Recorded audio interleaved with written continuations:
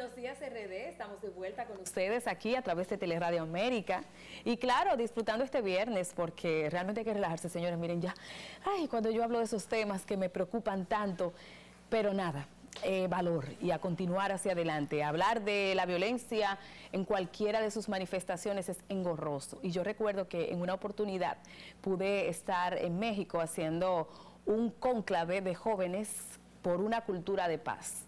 Y qué bueno, que la paz no es solamente ausencia de conflicto bélico, sino también el respeto. Como decía Benito Juárez, una frase célebre, el respeto al derecho ajeno definitivamente es la paz. Y así sucesivamente, me siento muy agradecida por este querido amigo que me acompaña en el día de hoy a propósito de que mañana es el Día Internacional del Libro y que por ahí viene la Feria Internacional del Libro y demás. Y con nosotros aquí un escritor a todo dar, Juan Inirio, que nos acompaña en el día de hoy. Gracias. Es más largo tu nombre, pero es que todo el mundo te conoce Juan Inirio. Sí, en efecto es Juan Hernández Inirio. Gracias, Sheila, por la invitación, buenos días y un saludo cordial a toda la audiencia. Cuando viniste la vez pasada, mucha gente me dijo que qué bien, que se maneja él, que ojalá que vuelva otra vez al programa. Y sí, de verdad que yo me sentí también muy a gusto con tu presencia. Disfruté muchísimo la vez que pudiste invitarme a participar en lo que eran los aprestos también de la Feria Regional del Libro, en La Romana. Sí, así es. Que tú estabas allí como viceministro, director provincial, correcto. Y cuéntame, Juan, porque me da la impresión a mí de que yo tengo todo el día contigo porque yo tengo mi libro de cabecera, que es el que tú escribiste. Le estaba dando buena payola por tus redes, te lo agradezco mucho. Está muy bueno ese libro. Y no lo dice, pero es un libro erótico, realmente. Sin duda, sin duda. Sin duda, ¿no? Bueno, eso me ha traído, ya tú sabes, muchos comentarios positivos de la gente a la que le gusta ese tipo de contenido, pero siempre hay también un público más conservador que me dice, bueno, claro, pues estos cuentos están un poquito pasados de tono. Pero lo cierto es que a mí me gusta... Tú no lo dices, pero es erótico. Yo lo digo, es cuentos eróticos. Pero bueno, porque a mí como que no me gusta tanto como limitar un libro como a una etiqueta, porque realmente, aunque los cuentos tienen un contenido erótico, también cuentan una historia más compleja, más amplia. Lo que pasa es que puede haber una situación, una escena erótica, y sí, el tema de las relaciones amorosas está muy presente en el libro. Es recurrente. A veces con situaciones ya propiamente íntimas, pero también los problemas que se derivan de la convivencia en un matrimonio, en un noviazgo. Por ejemplo, hay un cuento que se llama Los Aviones, que es uno de los cuentos que la gente más me menciona. Yo no sé si tú te acuerdas, que es el donde al final, bueno, no quiero decir al final para los lectores que nos están viendo, los posibles lectores, pero lo cierto es que es un cuento en el que se narran los vaivenes de un noviazgo, desde el principio, desde que se conocen y hasta que pasan ya después muchos años y se reencuentran. Y entonces pues ahí puede haber una situación erótica en un momento determinado, pero es una historia más grande, ¿no? Es una historia de todo eso que pasa entre dos personas. Bueno, aprovecho que estamos hablando de este tema porque yo tenía pendiente saludar lo que te decía fuera de cámara, ese comentario que tú acabas de hacer sobre el tema de la violencia, sobre el tema de la convivencia, que yo me siento muy identificado con que tengamos cada día una cultura de paz en nuestro país y en nuestro mundo, que la gente puede entender que puede tener una relación y que si llega el momento de que hay que separarse, que pueda hacerlo en paz, de manera educada y civilizada. Bueno, mi libro, aunque no es un libro didáctico, es un libro de ficción, es un libro de historias, que presenta los dramas de la vida real de la manera más cruda posible, pero yo creo que también ahí uno puede quizás sacar alguna que otra lección, ¿verdad?, dependiendo de cada lector en particular y cómo interprete todo. Pero lo cierto es que ese tema de lo difícil que puede resultar la convivencia entre dos personas no significa que sea imposible, sino difícil, arduo, porque es un trabajo casi artístico. Tú convivir con otra persona, aún tú convivir con tu madre o con tu padre o con tu hermano, puede resultar difícil, cuanto más cuando se trata de una persona con la que estás compartiendo mucho más de tu vida, una familia, tu futuro, tus proyectos, tus finanzas, y que siempre va a ser diferente a ti, por más que ustedes crean que se parezcan. Entonces, en el libro ese tema es para mí casi una obsesión. Y bueno, mucha gente me preguntará que si es por un tema autobiográfico. Yo no me he casado nunca, no tengo hijos, de tal forma que mis experiencias serán limitadas de noviazgos que he tenido. Sin embargo, la contemplación que yo hago del ser humano está muy matizada por el tema de la convivencia íntima, porque yo pienso incluso que los imperios nacen y mueren por el amor. Es así. Es decir, tú crees que los problemas del mundo son solamente que cómo va la economía, que cómo va la política, pero no, realmente la intimidad de la gente está presente incluso en los procesos colectivos. En todo. O sea, la guerra de Troya. El ser humano no es racional sí. Del todo. Tenemos una razón que nos permite pues actuar de una manera equilibrada y reflexiva, pero también estamos sometidos a nuestros impulsos. Y lamentablemente, bueno, o para bien o para mal, porque no todo es malo, porque el amor es una emoción también muy intensa, que nos da mucha felicidad, que nos da alegría y que nos hace incluso sentir que la vida cobra un significado mayor, pero lamentablemente a veces esa energía tan poderosa se canaliza para el mal, pero también se puede hacer un buen uso de esa energía, como en esos cuentos picantes que tú mencionas. Yo creo que definitivamente ver el hecho de que tú estás abordando problemáticas íntimas de la persona, como la infidelidad, los cuernos, los famosos cuernos. Verdad. Digamos que la prostitución también, digamos que los conflictos que hay entre familias y tantas de esas problemáticas que nos aquejan y que a veces no les queremos dar tanta importancia, pero son las que, como tú mismo lo dices, son decisivas al momento de nosotros tomar las grandes decisiones de nuestra vida. Entonces yo pienso que aunque se nos recomienda tener un libro de cabecera, pero creo que escoger siempre un buen título, en este caso yo estoy recomendando A ojos cerrados, como dice el refrán, El nieto postizo, porque no solamente es un libro premiado, laureado, que ha tenido la oportunidad de ser galardonado por un conjunto de jurados que de verdad... Pesos pesados. Pesos pesados dentro de la literatura universal, no solamente del país. Entonces, qué bueno, celebramos eso. Y por supuesto, qué mejor que un dominicano representándonos y con esa pluma tan fina que tiene Juan Inirio. Ahora, de cara a la Feria del Libro, ¿tú estás participando? ¿Cuáles son tus planes? ¿Ha habido apertura de cara a que tú eres un escritor, pero claro está, pertenecías a la camada del gobierno anterior? ¿Tú ves que ahí hay conflicto con eso o todo fluye bien? ¿Cómo está eso? No, para nada. El tema de la Feria del Libro siempre históricamente se ha manejado con la mayor pluralidad posible. Yo creo que en esa parte siempre en nuestro país la comunidad cultural ha tenido mucha sensatez de que eso no importa. Además, yo tengo que acotar, aunque nosotros no nos concentramos en hablar del tema político, que yo desde hace un buen tiempo tuve mis malestares con la gestión de gobierno en la que participé, aunque manteniendo un respeto básico por la oportunidad. O sea, tú dentro de tu mismo gobierno también tuviste críticas hacia la organización de la feria. No, yo me refiero al manejo de la cosa pública. En sentido general, es engorroso ese tema también, Juan, porque por más que vemos que por allí, por el Ministerio de Cultura, han desfilado grandes personalidades, realmente gente con mucho peso específico dentro de la cultura, pero como que siempre hay un bache, hay un vacío dentro de las políticas culturales del país, en sentido general, no importa el gobierno. ¿A qué tú le atribuyes eso? Yo creo que ha habido avance, Sheila, en el sentido de que pues la cultura cada día se democratiza más, cada día digamos que hay un acceso mayor, pero lamentablemente el tema de la gestión cultural en nuestro país, y lo digo en mi condición de gestor cultural, tanto porque he estado en la administración pública, pero desde la sociedad civil, porque los gestores culturales no dependemos de tener hoy o mañana un empleo público, sino que es algo que uno hace de manera voluntaria. Pero es un problema de políticas públicas en general que no depende de una institución en particular. Lamentablemente los cañones siempre se van a enfilar hacia un Ministerio de Cultura, pero nosotros tenemos un Ministerio de Cultura en nuestro país desde hace 22 años apenas, desde el año 2000, un ministerio con un presupuesto siempre muy bajo, incluso se le da el presupuesto que se le asigna en la práctica es mucho menor al que contempla la ley, que si no recuerdo mal es de un 1% que debería ser. Por ejemplo, yo recuerdo un momento cuando yo trabajaba como director provincial, no sé la estadística ahora, pero en ese momento yo recuerdo que investigué y se le estaba asignando un 0.39% del PIB al Ministerio de Cultura. Estamos hablando de no quiero sonar como un defensor del ministerio, porque yo creo que siempre hay cosas que se pueden hacer mejor, pero quiero hablar desde el punto de vista de una persona que se ha interesado mucho en estudiar la administración pública. O sea, he tratado de estudiar para no solamente decir esto es bueno, esto es malo, sino ver qué está ocurriendo, porque todo lo que se vaya a hacer desde la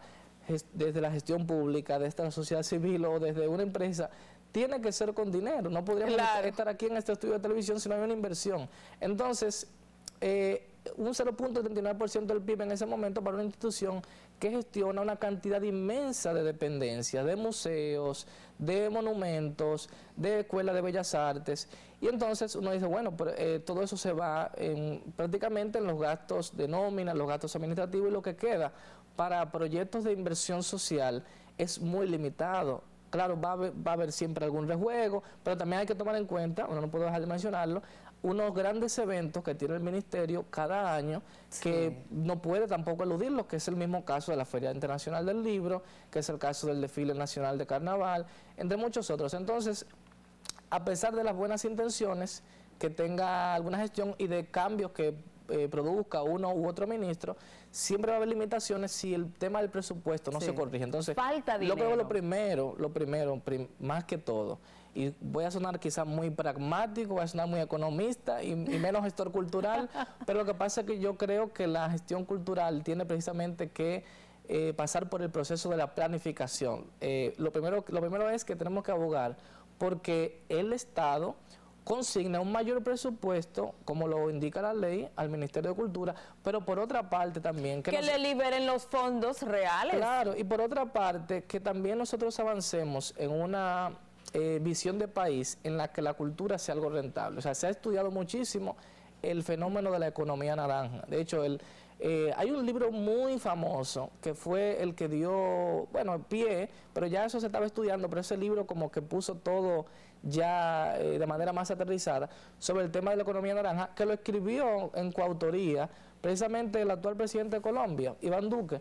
Y a partir de ahí, eso hace unos años ya, ha habido todo un fenómeno internacional con el tema de la economía naranja. Incluso aquí en nuestro país se ha llegado a computar el aporte que hace la economía naranja al PIB. Bueno, para los que no estén familiarizados con el concepto, con el término, sí. La economía naranja es todo el aporte que hacen las industrias culturales y creativas al Producto Interno Bruto, a la renta nacional. Es decir, si la publicidad, el cine, la música, la literatura, el teatro, la danza, o sea, todo lo que tenga que ver con arte, con cultura, con actividades creativas. Entonces, el aporte es bastante grande, aquí se ha llegado a computar, y tengo que destacar que recientemente vi la publicación de que la ministra de Cultura, Milagros Germán, visitó al gobernador del Banco Central, señor Valdés Alviso, para que se actualice ese aporte que hace ya unos años que no se ha publicado, se actualiza el aporte de la cultura al Producto Interno Bruto. Entonces, yo creo que ese tipo de publicaciones, ese tipo de estadísticas,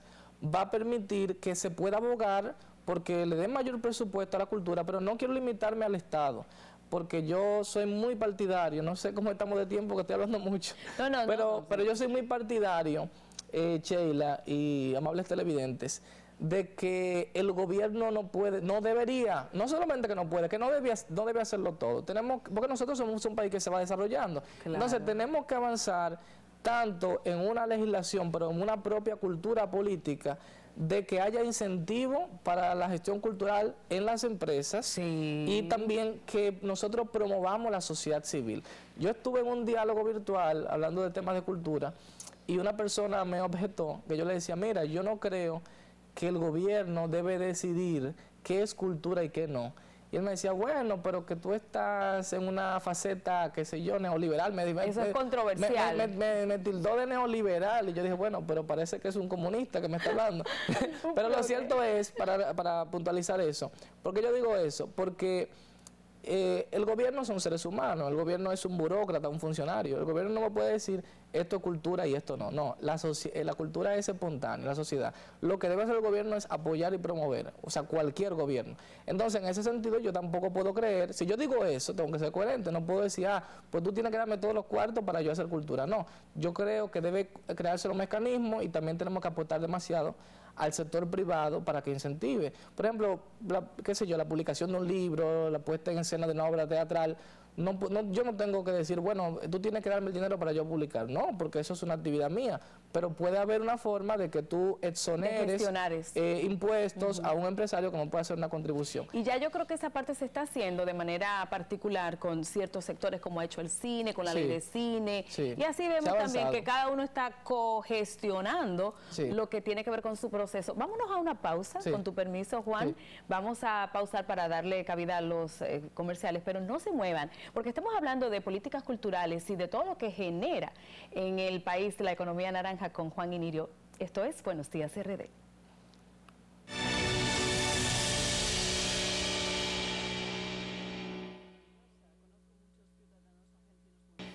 Bueno, señores, este diálogo realmente está bastante interesante porque estamos hablando de todo lo concerniente a la economía naranja y ya explicaba Juan Inirio acerca de qué es lo que tiene que ver con la creatividad, con el arte, la cultura, eso que mueve, que por ejemplo ahora estamos viendo que hay una industria bastante pujante en el cine dominicano, eso es importante. Estamos viendo también que vamos a ir encaminando los esfuerzos también para que haya la ley de mecenas, que también se está, yo diría que fraguando, porque aunque está aprobada, pero bueno, hay que continuar en el camino. Y así sucesivamente, cada sector está impulsando, la gente del teatro también, porque aparentemente cultura abarca demasiados renglones, no es mentira. Yo recuerdo que al principio era, como tú señalabas, Secretaría de Estado de Educación, Bellas Artes y Cultos. Óyeme esto, ahí estaba todo mezclado. Y luego se separó y se creó este Ministerio de Cultura, pero que a la vez también abarca mucho, porque es cultura popular, cultura clásica, todo está allí y no hay suficiente dinero. Exacto. De hecho, todavía hoy en día, para muchísimas actividades de índole cultural de nuestro país, se apuesta al apoyo de otras instituciones y del sector privado por lo mismo. Y eso no está mal, eso está bien. Entonces yo lo veo bastante bien. Por ejemplo, el Ministerio de Educación podría, creo que en algún momento lo ha tenido, tener también cierta incidencia en algunas actividades. ¿Y auspiciadores? Culturales, que de hecho tengo que saludar un proyecto que tiene el Ministerio de Educación, en el que yo he estado participando en mi condición de escritor, que es el proyecto Dominicana Lee, que se realiza a través de la Dirección de Cultura del Ministerio de Educación. Un saludo a nuestro apreciado amigo Luis R. Santos, escritor, que es el incumbente del Departamento Cultural, y por supuesto eso ha sido posible también por el apoyo del ministro Roberto Fulcar, con el que he compartido. Entonces, uno siempre, claro, va a tener pues sus críticas, porque la gente tiene que acostumbrarse cuando está en la función pública. Tiene que acostumbrarse. De que siempre, porque yo he estado en la función pública, entonces uno tiene que acostumbrarse a que va a haber crítica, porque estamos hablando de los recursos de la población. O sea, el Estado, el dinero que produce es por la recaudación de impuestos de nosotros los ciudadanos. Entonces tenemos que acostumbrarnos, si estamos en una función pública, a que no puede haber un absoluto de todo está bien, pero tampoco todo está mal. Además no es para lisonja que estamos, ¿verdad? No podemos ser profesionales al servicio nada más del lambonismo, sino que hay que crear conciencia, críticas constructivas para que podamos ir evolucionando y creciendo como sociedad. Entonces, a pesar de cualquier objeción que uno pueda tener a lo que pasa en nuestro país, ¿verdad? Porque de eso que se trata, de que hagamos críticas constructivas. Pero sí quiero mencionar que ese es un proyecto maravilloso y que está teniendo un gran significado para que los estudiantes, los maestros se acerquen más al mundo de la lectura. Entonces, la gente no le gusta leer, ni siquiera los profesionales leen. Sí, hay una gran crisis de la lectura, por lo menos en nuestro país. Yo no puedo hablar del mundo entero. Eso está ya en blanco y negro, o sea, hay numeritos que hablan de que la crisis, porque lo sabemos, pero realmente no tenemos... Yo no he visto realmente estadísticas, me gustaría que se pudieran hacer encuestas, porque en otros países se ha hecho. Por ejemplo, una vez se hizo una encuesta en Italia, recogida en un libro que yo leía, de cuántos libros leían los italianos al mes, pero también se ha hecho en muchísimos otros países. Entonces me gustaría saber eso, cuántos libros leen dominicanos, pero 0.0. bueno, yo no quiero ser tan pesimista.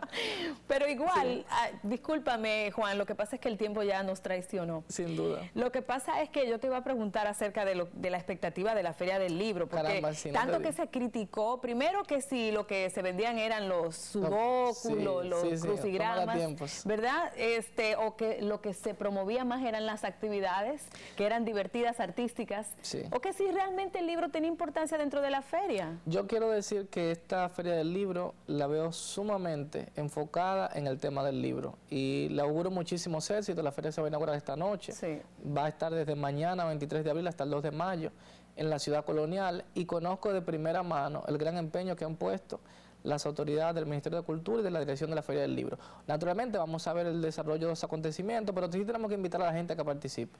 Me preguntaba si tengo algunas actividades. Sí, por ejemplo el domingo a las 6 de la tarde tengo una actividad en el pabellón de la Biblioteca Nacional, presentando un libro de un amigo escritor español, Juan Manuel Velázquez Gardeta, pero lo fundamental no es Juan Enirio, sino que la gente vaya. Hay todo un programa inmenso, y sí he visto que se ha concentrado en el tema del libro, sin marginar otras manifestaciones culturales, pero que haya un interés por el libro. Además, que hay una gran gama de invitados nacionales e internacionales. Entonces ya lo que nos resta es apoyar este evento y pues también apostar a que cada edición sea mucho mejor que la anterior. Y esto sin olvidar que nuestra Feria del Libro es el evento cultural más grande que hay en toda el área del Caribe. Además que está dedicada a dos grandes escritores ya fallecidos, Pedro Peis, un genial cuentista, y Carmen Natalia, poeta. Así que ese homenaje es muy merecido y está dedicada a la Unión Europea.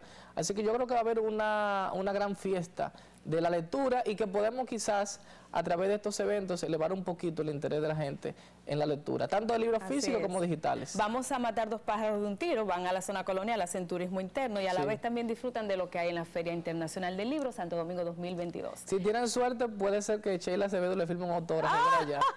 Estaré con mis libros. Gracias a Juan Enirio, un gran escritor nuestro. Y ustedes, por supuesto, sean felices. Feliz fin de semana. Nos reencontramos el próximo lunes en Buenos Días, RD.